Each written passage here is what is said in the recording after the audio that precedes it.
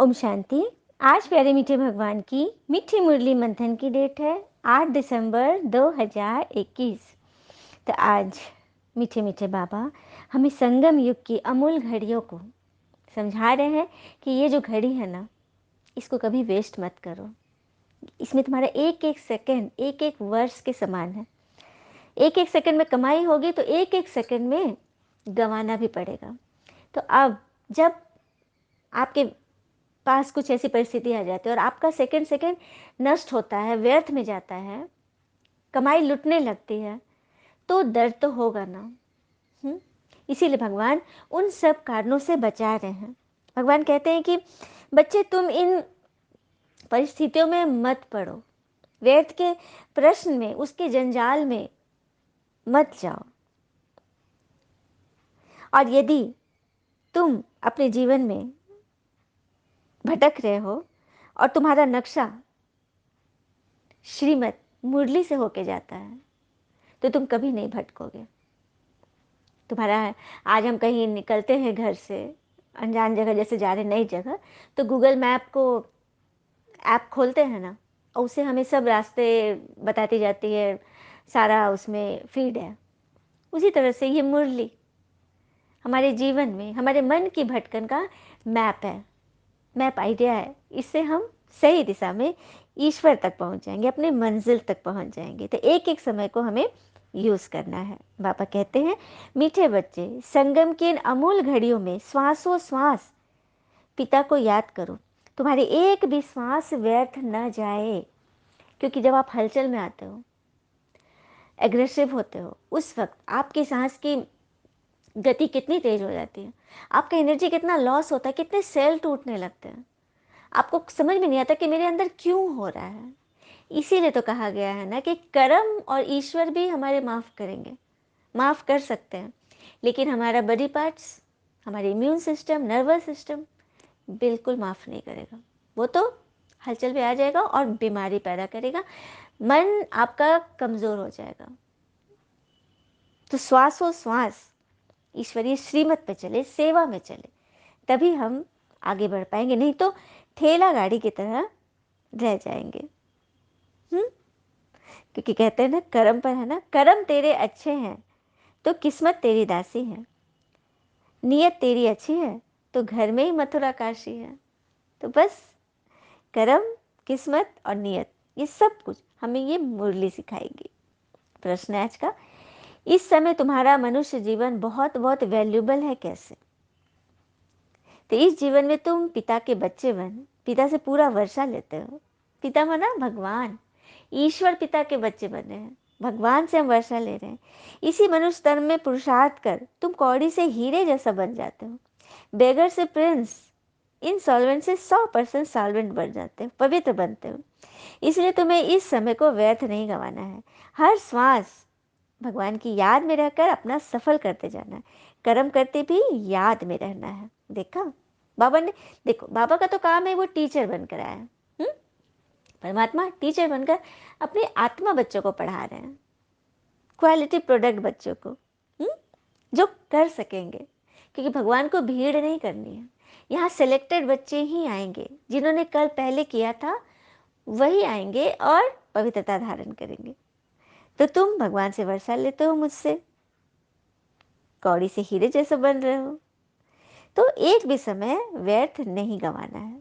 श्वासों श्वास, हर श्वास में सेवा, हर श्वास में अच्छाई, हर श्वास में शुभ भावना समाई हो, है ना बड़ी बात। आज की मुरली का गीत भी है, यह वक्त जा रहा है, हमारा संगम का वक्त छिन छिन पल पल निकलता जा रहा है। कैसे उसको हम यूज़ करें, हर सेकंड, यह भगवान हमें सिखा रहे हैं। ओम शांति। इस समय बाबा कहते हैं कि तुम मनुष्यों का जीवन अमूल्य है, क्योंकि यह तुम्हारा अंतिम मनुष्य का जन्म है। वैसे ही तुम्हारा टाइम भी बड़ा वैल्यूबल है, तो अपना श्वास व्यर्थ नहीं गंवाना। कैसे सफल करना चाहिए, सो तो बाबा समझा ही रहे हैं।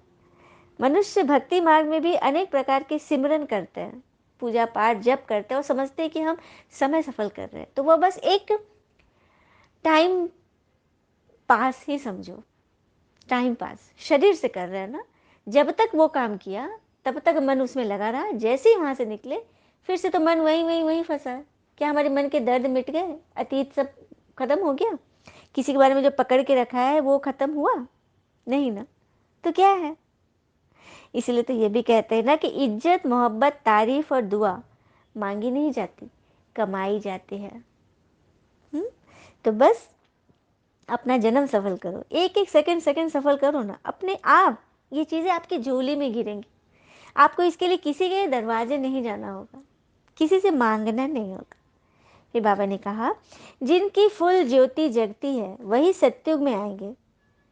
हाँ, पीछे दिन प्रतिदिन कम ताकत वाले आएंगे। बाबा ने कह दिया कि आगे आगे कम ताकत वाले आएंगे, क्योंकि जो प्रजा वाली कैटेगरी की होगी उनको ज़्यादा कुछ मेहनत नहीं करना है।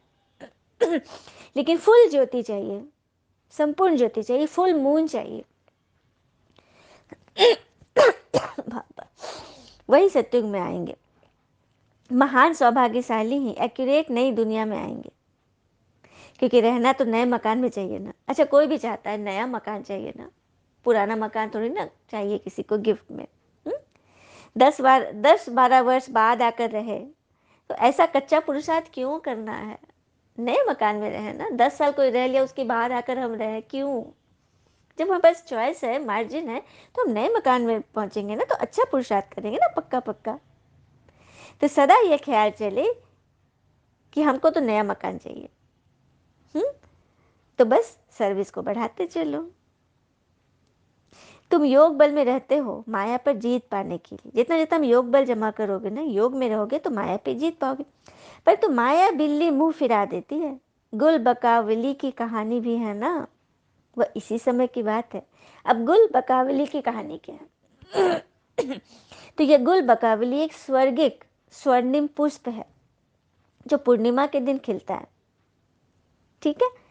और इसको लगाने से ये अमृत पुष्प है, नेत्रहीन को भी नैन मिल जाएगा इसके रस से। हाँ, तो इसको ढूंढने के लिए एक एक राजा की तबीयत खराब हो गई थी, उसको आंख उसके मतलब नष्ट हो गया था, अंधा हो गया था। तो उसका पुत्र इसको खोजने के लिए निकला था, और वो ढूंढा और अपने पिता को नैन दे दिया। तो देखा, ये इसका आध्यात्मिक रहस्य यह है कि ये गुल बकावली, ये मुरली ही गुल बकावली का पुष्प है। जो भक्ति में हम गाते आए ना, नैनहीन को राह दिखाओ प्रभु। तो आंखें होते हुए भी भक्तजन नैनहीन क्यों गा रहे हैं? क्योंकि ज्ञान के नैन नहीं है ना। तो परमात्मा आकर हम सबको त्रिनेत्री बना रहे हैं। ये गुल बकावली का पुष्प, ये मुरली, इसको आंखों से लगाने से, मतलब सर माथे रखने से, इसको धारण करने से हमारे नैन खुल जाते हैं, हमारी बुद्धि तीक्ष्ण हो जाती है। पत्थर बुद्धि से हम पारस बुद्धि बन जाते हैं। है ना बड़ी बात? फिर बाबा ने कहा, हर जन्म में नाम रूप तो बदलता ही है, फीचर्स भी बदल जाते हैं। जब जब आत्मा जन्म लेती है तो उसका नया जन्म होता है, नया रूप हो जाता है, सब कुछ नया बदल जाता है। तो बच्चों को पर बाबा को रहम आता है कि बच्चे अपने पिता को जान लेवे। आप जन्म जन्म लिए, आप भूल गए, आपने कैसे पढ़ा था, क्या किया, सब भूल गए। अब भगवान स्वयं बैठकर हमें याद दिला रहे हैं ना, हम हनुमान लोग को, महावीरों को, तो हमें याद आना चाहिए ना। फिर बाबा कहते हैं, जो पिता को याद कर अपनी बुद्धि विशाल बुद्धि बनाते, हाँ, वो कितनी कमाई कर लेते हैं। श्वास और श्वास व्यर्थ नहीं गंवाना और समय बर्बाद नहीं करना है। जो समय बर्बाद करते उनको बेसमझ कहा जाता है। किसी का जीवन हीरे जैसा बनाने की सर्विस नहीं करते तो waste of time, waste of energy ही है ना। सिर्फ किसी को जाकर बोलना ही नहीं, मन से भी यदि सेवा कर रहे हो, मन से भी किसी के लिए अच्छा अच्छा सोच रहे हो, वो भी एक सेवा है। यदि आप ये नहीं कर रहे हो तो waste of time and waste of energy है। बाबा ने इसको क्लियर कर दिया। फिर बाबा हम आत्माओं को मन मनोभाव का इंजेक्शन लगाते हैं, जिनके एक इंजेक्शन से ही हम 21 जन्मों के लिए ever healthy, ever wealthy, ever happy बन जाता है। तो सबको चाहिए ना, तो उसके लिए थोड़ी सी मेहनत, ये मुरली सुनने की, नियमतः मुरली सुनते रहो और कुछ न कुछ पॉइंट जरूर धारण करो। एक चीज जरूर धारण करो, मांस का निषेध। आगे समझ में इशारा काफ़ी है ना। हुँ? क्योंकि हमारा पेट कोई कब्रिस्तान नहीं है, जहाँ किसी को मार कर उसको डाला जाए, है ना? जीवित प्राणी को। तो इसका निषेध। अच्छा, बाबा को नमस्ते। धारणा के लिए मुख्य सार, पहले पॉइंट, अपना तथा दूसरों का जीवन हीरे जैसा बनाने की सेवा करते रहना है। अभी जो हमने बताया ना, इससे हमारा जीवन हीरे जैसा बनेगा, नहीं तो हम जहाँ से चले हैं वहीं रह जाएंगे, प्राप्ति कुछ नहीं होगा। रोज सुन रहे हैं, रोज जान रहे हैं, लेकिन बस उल्टा घड़ा, उल्टा घड़ा रख दो, उस पर कितनी बारिश की पानी आए, नलका खोल के रख दो, कुछ नहीं जाएगा अंदर। तो बस छोटा सा प्रयोग आपको करना है अपने जीवन में, आप एक एक्सपेरिमेंट के रूप में करके देखो। क्योंकि जितने जितने पवित्रता होगी ना, तो ये ज्ञान धारण होगा और ईश्वरीय कृपा को हम कैच कर सकेंगे, रिसीव करेंगे। हाँ, तो अपना और दूसरों का जीवन कैसे हीरे जैसा बने, यह युक्ति बतानी है।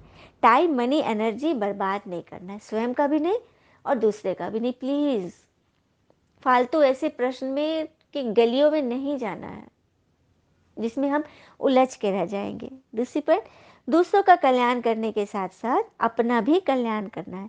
बुद्धि रूपी झोली में ज्ञान रतन धारण कर दान भी करना है।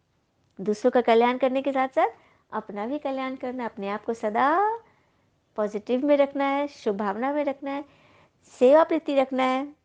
बुद्धि रूपी झोली में ज्ञान रतन भरते भरते दान करते रहना है। वरदान है, प्रारब्ध की इच्छा को त्याग कर अच्छा पुरुषार्थ करने वाले श्रेष्ठ पुरुषार्थी भव।